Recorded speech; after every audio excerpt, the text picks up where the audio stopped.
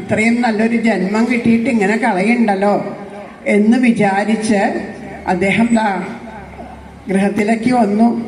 അത് കഴിഞ്ഞു. പിന്നെ അടുത്ത ദിവസം പോയപ്പോ അവരിവിടെ എങ്ങാനും ഉണ്ടാവുമോ, ഇനി ആദ്യം ഈ കാഴ്ച കാണേണ്ടി വരുമോ എന്നുള്ളതോട് കൂടിയിട്ടൊന്ന് നോക്കിയപ്പോ വീണ്ടും അദ്ദേഹത്തിന് ആ കാഴ്ച കാണേണ്ടി വന്നു. പിന്നത്തെ തവണ പോയപ്പോ കാണാനുള്ള ആഗ്രഹത്തോടു കൂടി നോക്കാൻ തുടങ്ങി. അങ്ങനെ നോക്കി നോക്കി അവസാനം എന്ത് പറയണു, ഈ അജാമിളൻ ആ സ്ത്രീയുമായിട്ട് സംഗമത്തിലായി.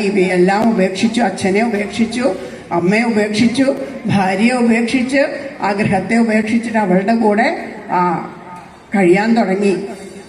അങ്ങനെ കഴിഞ്ഞ് ചെയ്യാത്ത ഒരു ബ്രാഹ്മണനാണ്. പക്ഷെ പറഞ്ഞിട്ട് എന്താ കാര്യം, ചെയ്യാത്ത വൃത്തികളൊന്നുമില്ല.